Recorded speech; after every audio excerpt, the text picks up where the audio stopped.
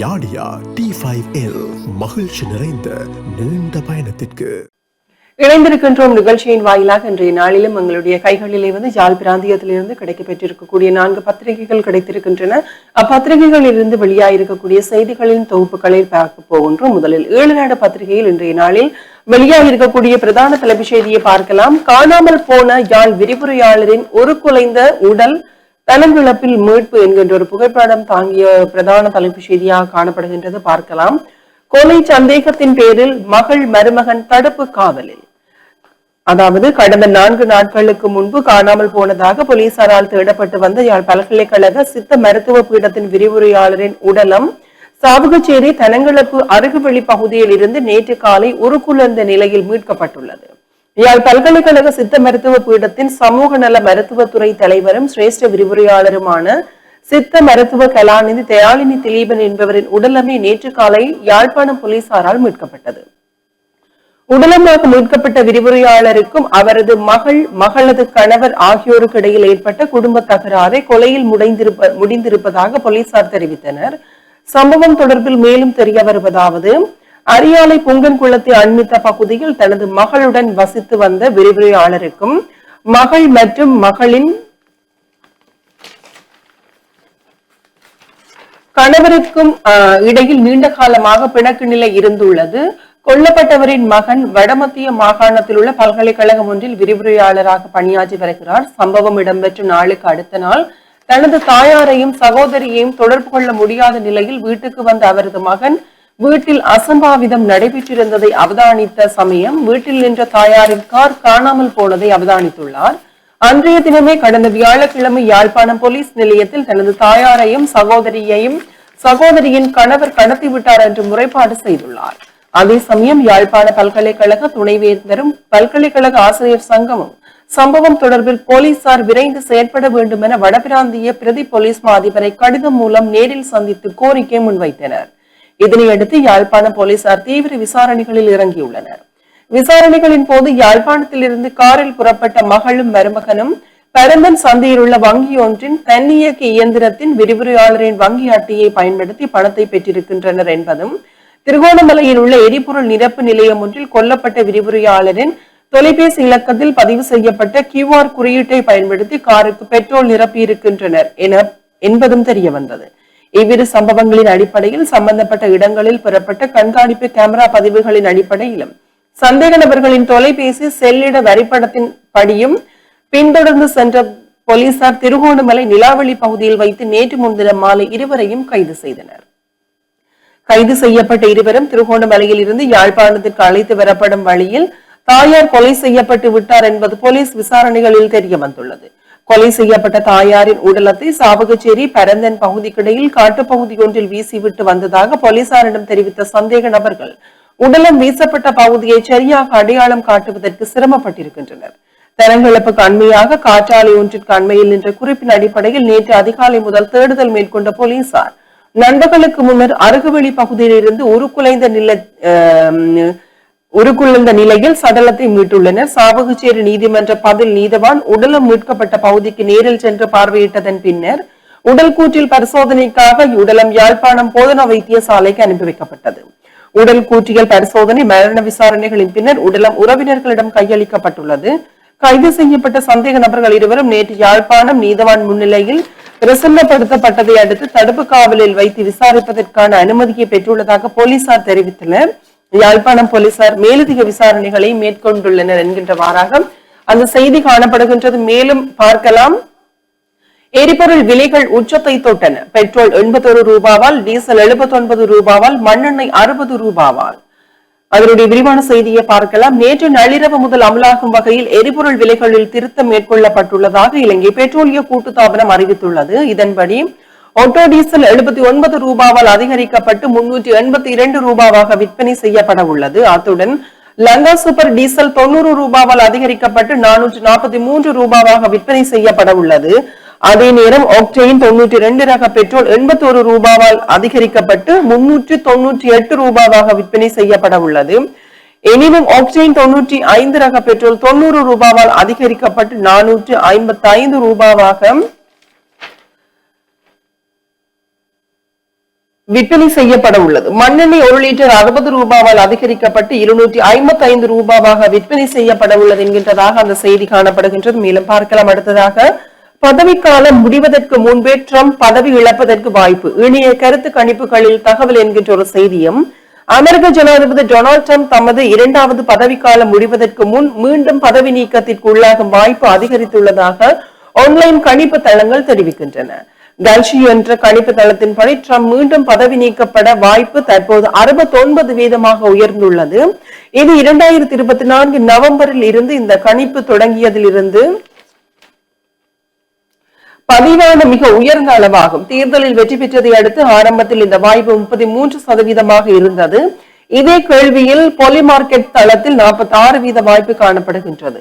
இந்த சந்தை சமீபத்தில் உருவாக்கப்பட்டதாகவும் அதில் வாய்ப்புகள் சுமார் 50% அளவில் மாறாமல் இருப்பதாகவும் கூறப்படுகின்றது.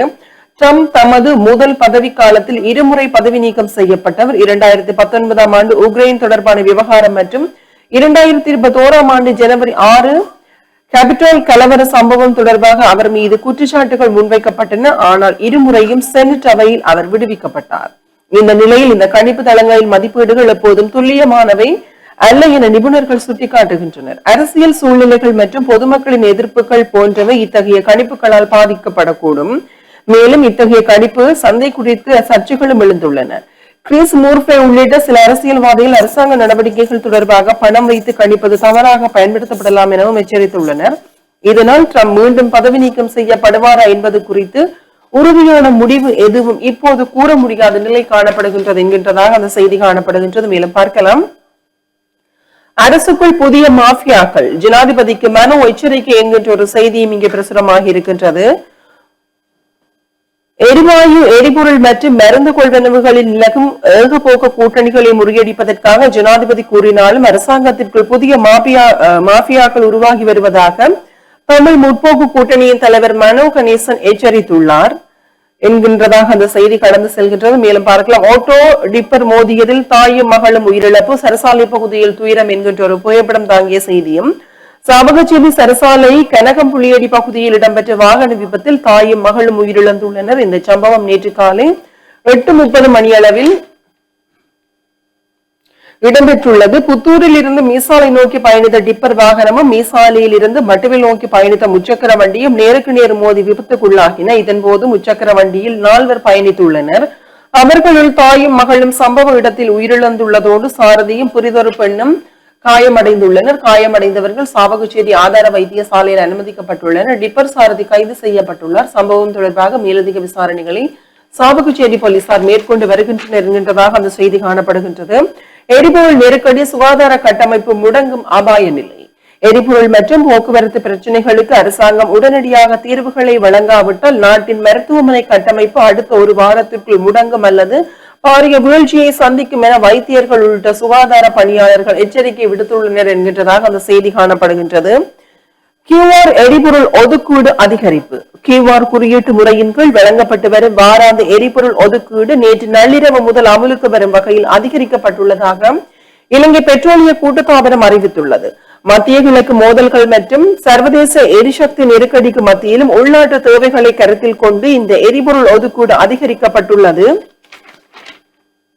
வாகன வகைகளுக்கு ஏற்ப திருத்தப்பட்ட புதிய எரிபொருள் விவரங்கள் அறிவிக்கப்பட்டுள்ளன. அதன்படி வாகன வகைகளுக்கு ஏற்ப வழங்கப்பட்டு வந்த எரிபொருள் அளவில் கணிசமான மாற்றங்கள் செய்யப்பட்டுள்ளன. குறிப்பாக சிற்றூர்திகளுக்கான ஒதுக்கீடு 15 லிட்டரில் இருந்து 25 லிட்டராகவும், சிற்றூர்திகளுக்கான ஒதுக்கீடு 40 லிட்டரில் இருந்து 50 லிட்டராகவும் அதிகரிக்கப்பட்டுள்ளது. அத்துடன் பேருந்துகளுக்கான எரிபொருள் ஒதுக்கீடு 60 லிட்டரில் இருந்து 100 லிட்டராகவும், முச்சக்கர வண்டிகளுக்கான ஒதுக்கீடு 15 லிட்டரில் இருந்து 20 லிட்டராக உயர்த்தப்பட்டுள்ளது. உந்துருளிகள் மற்றும் குவாட்ரி சைக்கிள்கள் ஆகியவற்றிற்கு தலா 8 லிட்டர் எரிபொருள் இனி வழங்கப்படும் என அறிவிக்கப்பட்டுள்ளது. எனினும் பார ஊர்தி 200 லிட்டர் மற்றும் விசேட தேவைக்காக வாகனங்களுக்கு 40 லிட்டர் வழங்கப்பட்டு வந்த பழைய ஒதுக்கீட்டில் எவ்வித மாற்றங்களும் இன்றி தொடர்ந்தும் அதிக அளவு எரிபொருள் வழங்கப்படும் எனவும் அறிவிக்கப்பட்டுள்ளது என்கின்றதாக அந்த செய்தி காணப்படுகின்றது.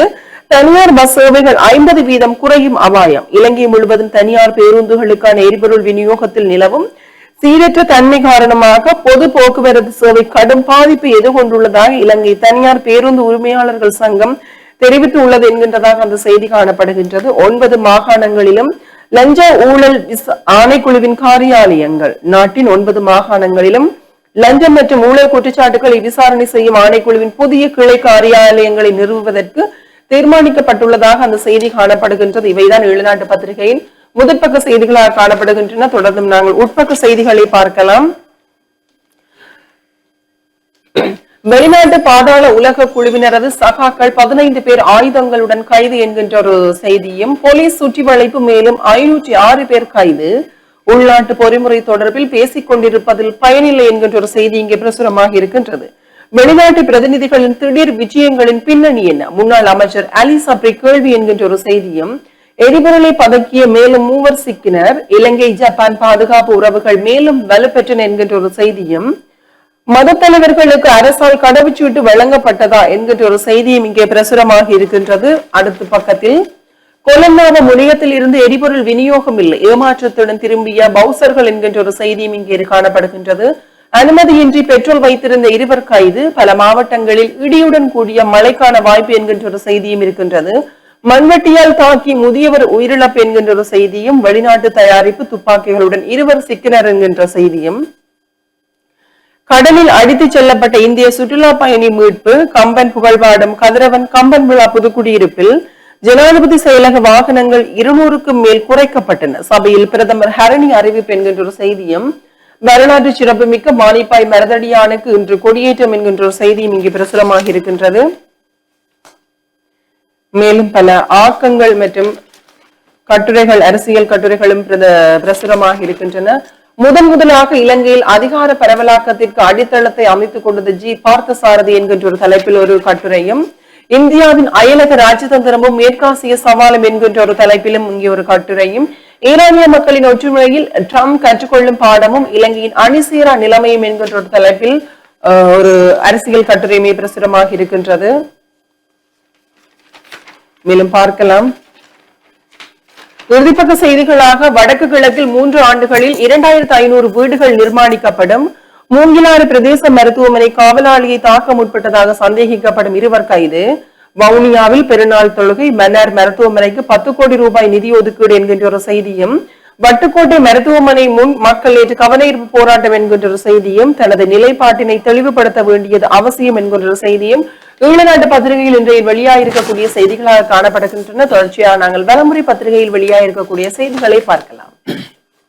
வலமுறை நாளிதழுடைய பிரதான தலைப்பு செய்தியாக, யாழ்ப்பாண பல்கலைக்கழகத்தின் சித்த மருத்துவ பீட விரிவுரையாளர் திலீபன் தயாளினி படுகொலை, 21 வயது இளைஞனும் விரிவுரையாளரின் மகளும் கைது, ஒரு குறைந்த நிலையில் தனங்கிழப்பில் சடலம் மீட்பு என்று எல்லா பத்திரிகைகளிலும் அந்த செய்தி பிரதான செய்தியாக இருக்கிறது. நேற்று யாழ்ப்பாணத்தில் இடம்பெறக்கூடிய இந்த கொடூர சம்பவம் எல்லா பத்திரிகைகளிலும் இன்றைய தினம் இடம்பெற்றிருக்கிறது. தொடர்ச்சியாக முற்பக்க செய்திகளுக்குள், தென்மராட்சி வேம்புராயில் விபத்து, தாயும் மகளும் உயிரிழப்பு.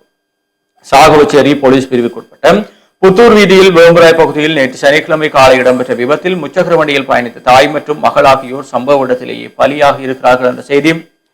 விழுந்தது பேரிடி, எரிபொருளின் விலை உச்சமாக அதிகரிப்பு. எரிபொருட்களின் விலை நள்ளிரவு முதல் உச்சமாக அதிகரிக்கப்பட்டுள்ளது. இலங்கை பெட்ரோலிய கூட்டுத்தாபனம் குறித்த அறிவித்தலை நேற்றிரவு விடுத்திருக்கிறது. அதன்படி ஓட்டோ டீசல் 79 ரூபாயால் அதிகரிக்கப்பட்டு 382 ரூபாவாக விற்பனை செய்யப்பட்டதுடன் லங்கா சூப்பர் டீசல் 90 ரூபாயால் அதிகரிக்கப்பட்டு 443 ரூபாவாக விற்பனை செய்யப்பட உள்ளது. அதே நேரம் ஒக்டோன் 92 ரக பெட்ரோல் 81 ரூபாயால் அதிகரிக்கப்பட்டு 398 ரூபாவாக விற்பனை செய்யப்படவிருக்கிறது. அதே போல ஒக்டேன் 95 ரக பெட்ரோல் 90 ரூபாயால் அதிகரிக்கப்பட்டு 455 ரூபாவாக விற்பனை செய்யப்படவிருக்கிறது. மண்ணெண்ணெய் 1 லிட்டர் 60 ரூபாவால் அதிகரிக்கப்பட்டு 255 ரூபாவாக விற்பனை செய்யப்பட இருக்கிறது என்று நேற்று நள்ளிரவு முதல் உருவாகி இருக்கக்கூடிய இந்த எரிபொருள் விலை தொடர்பான செய்தியும், QR எரிபொருள் ஒதுக்கீடு இன்று முதல் அதிகரிப்பு. QR குறியீட்டு முறையின் கீழ் வழங்கப்பட்டு வரும் வாராந்த எரிபொருள் ஒதுக்கீடு 21ஆம் தேதி முதல் நள்ளிரவுக்கு முதல் அமுலுக்கு வரும் வகையில் அதிகரிக்கப்பட்டுள்ளதாக இலங்கை பெட்ரோலிய கூட்டுத்தாபனம் அறிவித்திருக்கிறது. அதன்படி வாகன வகைகளுக்கு வழங்கப்பட்டு வந்த எரிபொருள் அளவில் கணிசமான மாற்றங்கள் செய்யப்பட்டிருக்கின்றன. குறிப்பாக சிற்றுண்டிகளுக்கான, அதாவது கார்களுக்கான ஒதுக்கீடு 15 லிட்டரிலிருந்து 25 லிட்டராகவும், வேன்களுக்கான ஒதுக்கீடு 40 லிட்டரிலிருந்து 50 லிட்டராகவும் அதிகரிக்கப்பட்டுள்ளது. அத்துடன் பேருந்துகளுக்கான எரிபொருள் ஒதுக்கீடு 60 லிட்டரிலிருந்து 100 லிட்டராகவும், முச்சக்கர வண்டிகளுக்கான ஒதுக்கீடு 15 லிட்டரிலிருந்து 20 லிட்டராகவும் உயர்த்தப்பட்டிருக்கிறது. உந்துருளிகள் மற்றும் மோட்டார் சைக்கிள்களுக்கான எரிபொருள் 8 லிட்டர் எரிபொருள் இனி வழங்கப்படும் எனவும் அறிவிக்கப்பட்டிருக்கிறது. மேலும் காணியுடன் தொடர்புடைய வாகனங்களுக்கான ஒதுக்கீடு 25 லிட்டரிலிருந்து 40 லிட்டராக அதிகரிக்கப்பட்டிருக்கிறது. எனினும் பாரவூர்தி மற்றும் விசேட தேவைக்கான வாகனங்களுக்கு 40 லிட்டர் வழங்கப்பட்டு வந்த பழைய ஒதுக்கீட்டில் எந்தவித மாற்றங்களும் இன்றி தொடர்ந்து அதே அளவு எரிபொருள் வழங்கப்படும் எனவும் அறிவிக்கப்பட்டிருக்கிறது என்றும் அந்த செய்தியும் காணப்படுகிறது. தனியார் பஸ் சேவை முடங்கும் அபாயம் என்ற ஒரு கட்டமிடப்பட்ட செய்தி. இந்திய பெருங்கடலில் அமைந்துள்ள அமெரிக்க பிரித்தானிய ராணுவ தளம் மீது தாக்குதல் என்ற செய்திகளும் வலம்புரியுடைய முற்பக்க செய்திகளாக இருக்கிறது. தொடர்ச்சியாக உட்பக்க செய்திகளுக்குள் ஜார்க்கண்டையில் இலங்கை தெளிவுபடுத்துவது அவசியம், கடிவாளம் எடுக்கிறது இஸ்ரேல். மத்திய கிழக்கு பிராந்தியத்தில் மோதல்கள் தீவிரமடைந்து வரும் நிலையில் இலங்கை தனது சர்வதேச நிலைப்பாட்டை தெளிவுபடுத்த வேண்டிய அவசியம் இருப்பதாக இந்தியாவுக்கான இஸ்ரேலிய தூதுவர் ரூவன் அசாத் தெரிவித்திருக்கிறார் என்ற செய்தியோடும், பாதாள குழுவைச் சேர்ந்த 15 பேர் கைது என்ற செய்தியோடும், குழிக்குள் விழுந்த யானைக்குட்டி பரிதாபகரமாக உயிரிழப்பு என்ற புகைப்படம் தாங்கிய செய்தியும் காணப்படுகிறது. வைத்தியசாலையை தரம் உயர்த்துங்கள், வட்டுக்கோட்டையில் போராட்டம் என்ற ஒரு புகைப்படம் தாங்கிய செய்தியும் வலம்புரியுடைய இன்றைய விளையாட்டு செய்திகளுக்குள் 3வது T20 போட்டி. தென்னாப்பிரிக்காவை எளிதாக வீழ்த்தியது நியூசிலாந்து என்ற செய்தியும், IPL தொடரில் பங்கேற்க இலங்கை வீரர்களுக்கு புதிய நிபந்தனைகள் என்ற செய்தியும், பாடசாலைகளுக்கு இடையிலான உயரம் பாய்தல், உடுப்பிட்டி மகளிர் கல்லூரி ஆதிக்கம் என்ற புகைப்படம் தாங்கிய செய்தியும் வலம்புரியுடைய விளையாட்டு செய்திகளாக இருக்கிறது. மருதடி விநாயகருக்கு இன்று கொடியேற்றம்.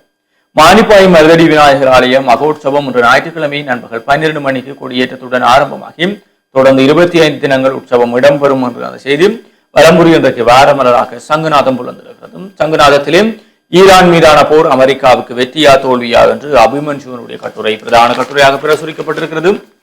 தொடர்ச்சியாக ஆதித்தன் அவர்களுடைய ஆலடி மாநாட்டிலே ஒன்லைனில் ஏற்றப்படாத திருமண சான்றிதழ்கள் என்ற தலைப்பிலே ஆலடி மாநாடு. தொடர்ச்சியாக வியாசர் பதில்கள் பக்கத்திலே யாழ்ப்பாணத்தைச் சேர்ந்த தேவார்கள் ஈரானின் ராணுவ பலம் அமெரிக்காவை இஸ்ரேலையும் ஆட்டிவிட்டது என்ற கேள்விக்கும் அது 100% உண்மை. அமெரிக்காவும் இஸ்ரேலும் ஈரானை ஈராக் போலவும் லிபியா போலவும் நினைத்து விட்டார்கள். அவர்களை அழிப்பது மிகச் சுலபம் என்று தப்பு கணக்கு போட்டு விட்டார்கள். ஆனால் ஈரான் அமெரிக்காவை எதிர்த்து போரிடும் அளவில் தன்னை வளர்த்துக் கொண்டது. இதன் பின்னணியில் சீனாவும் ரஷ்யாவும் இருக்கிறது என்பது நிறுத்தமான உண்மை என்று வியாசர் பதிலளித்திருக்கிறார். அதே போல குப்லானை சேர்ந்த சுதன் அவர்கள் ஈரான் மீதான போரில் உலகமே கதிகிழங்கி நிற்கிறதே வியாசர் என்ற கேள்விக்கு உலகை தன் காலடியில் வைத்திருக்க வேண்டும் என அமெரிக்கா ஆசைப்பட்டது. ஆனாலும் அமெரிக்காவின் அந்த பேராசையை நிராசையாக்கி இருக்கிறது ஈரான். ஈரானுடனான இந்த போரில் அமெரிக்காவுக்கும் இஸ்ரேலுக்கும் தோல்வி என்றே கூற வேண்டும். அந்த அளவிற்கு அவர்களின் பலம் பலவீனம் என்பதை அறிந்து கொண்டும் அதற்கேற்ப தாக்குதல் வியூகங்களை அமைத்து தக்க பதிலடி கொடுத்து வருகிறது ஈரான். அமெரிக்காவிற்கு 2 வழிகள் உண்டு. ஒன்று தோல்வியை ஒப்புக்கொள்வதும், 2வது அணுகுண்டில் கை வைப்பது என்று வியாசர் பதிலளித்திருக்கிறார். ஈழத்தை சேர்ந்த ஜனநாயகன் அவர்கள் விஜய் அரசியலுக்கு வந்ததன் பின்னர் அவர் மீது எழுந்துள்ள சர்ச்சைகள் தொடர்பில் என்ற கேள்விக்கும் விஜய் சினிமாவின் உச்சத்தில் இருக்கும்போது அதை உதறிவிட்டு அரசியல் களத்தில் குதித்திருக்கிறார். தமிழக அரசியல் தளம் என்பது திமுகவின் அசுர வளர்ச்சியில் பொறையேறி போய் கிடக்கிறது. திமுகவை மீறி எவரும் ஆட்சி அதிகாரங்களில் அமர்ந்து விடுவது அவ்வளவு எளிதானது அல்ல. எம்ஜிஆர் ஜெயலலிதாவுக்கு பிறகு திமுகவை அசைக்கும் சக்தியாக விஜய் கருதப்பட்டார். ஆதலால் திமுகவின் எதிர்ப்பு வலயத்துக்குள் விஜய் கொண்டு வரப்பட்டார். அதன் விளைவாக இப்போது விஜய் அனுபவிக்கிறார் என்று வியாசர் பதிலளித்திருக்கிறார்.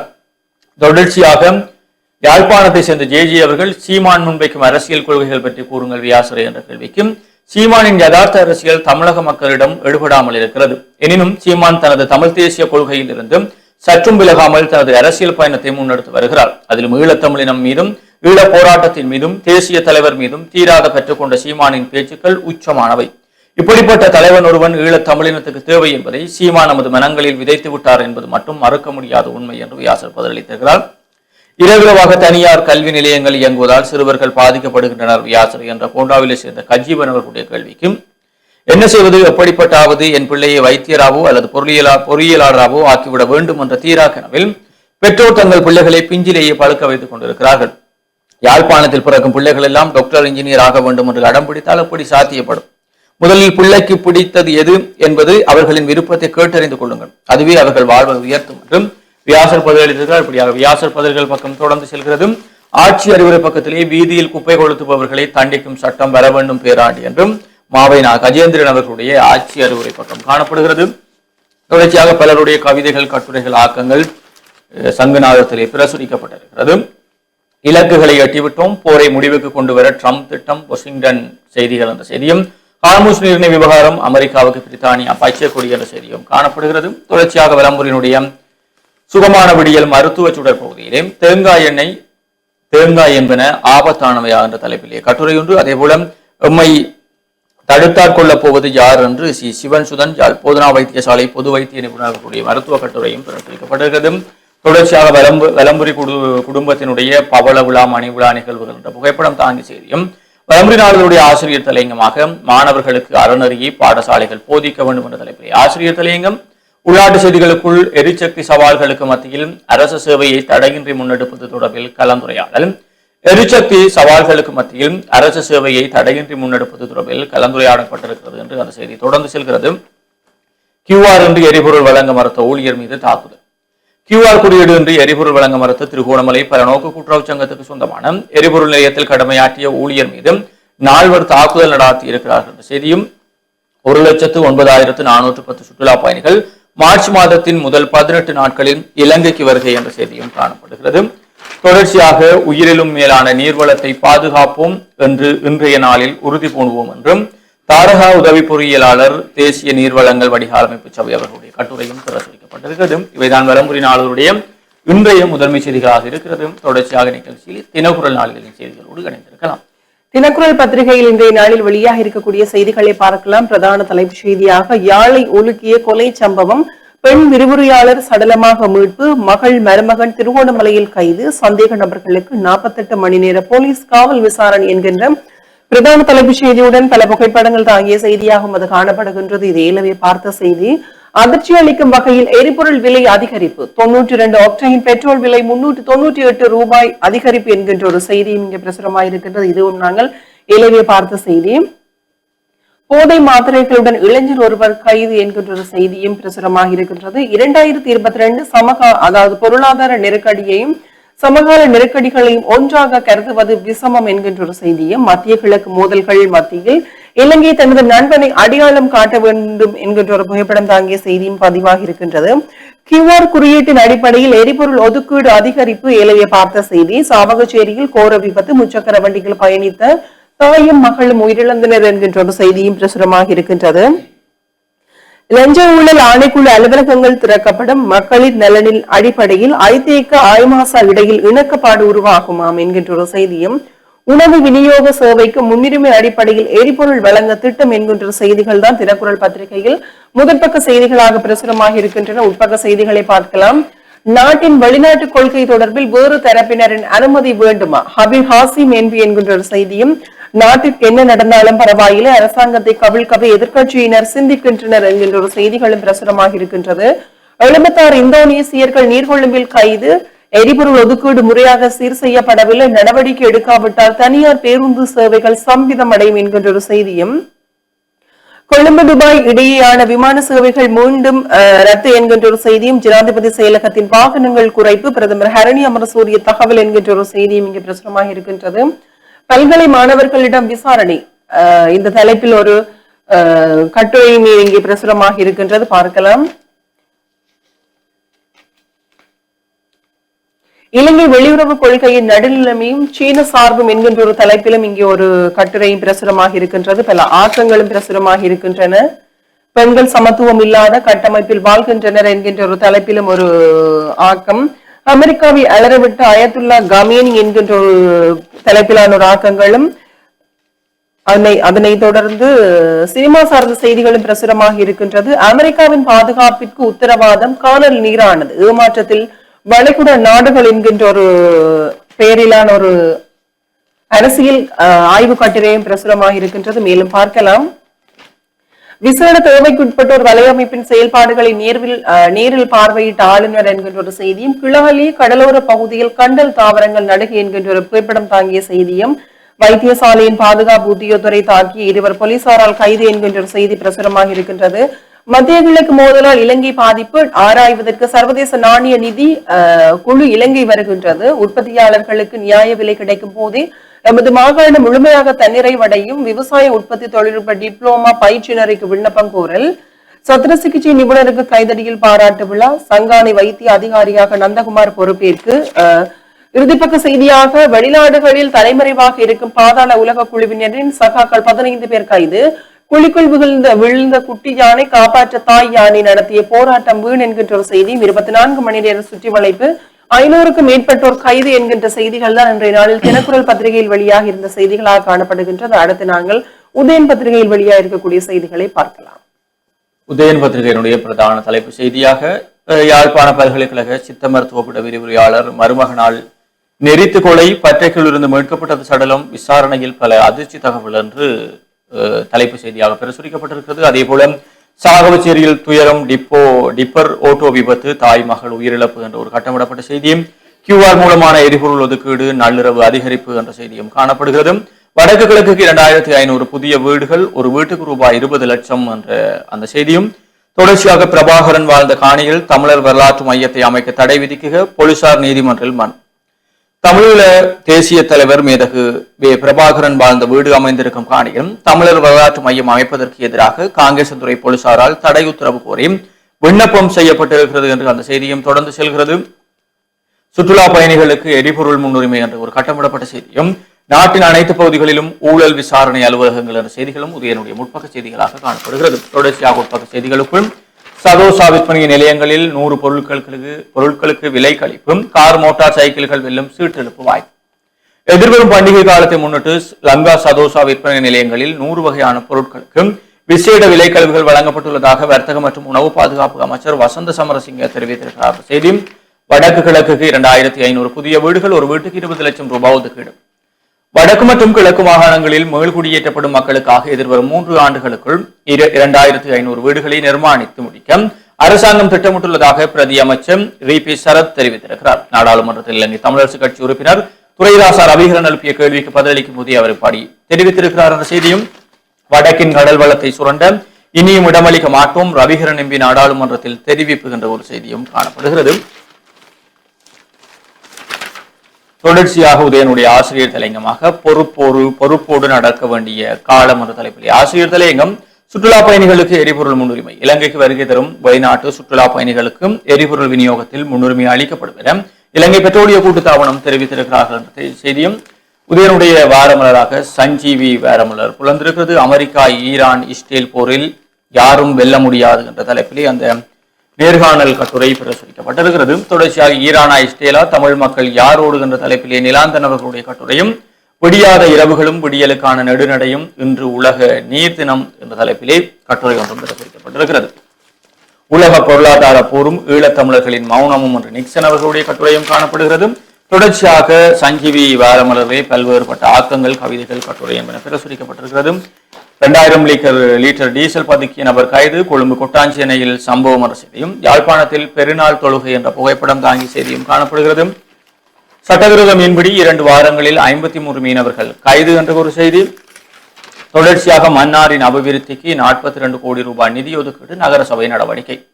மன்னார் மக்களின் நீண்டகால தேவைகளை பூர்த்தி செய்யும் வகையில் சுமார் 420 மில்லியன் ரூபாய் நிதி ஒதுக்கீட்டில் பல்வேறு உட்கட்டமைப்பு மற்றும் சமூக மேம்பாட்டு திட்டங்களை முன்னெடுக்க மன்னார் நகரசபை தீர்மானித்திருக்கிறார் என்ற செய்தி.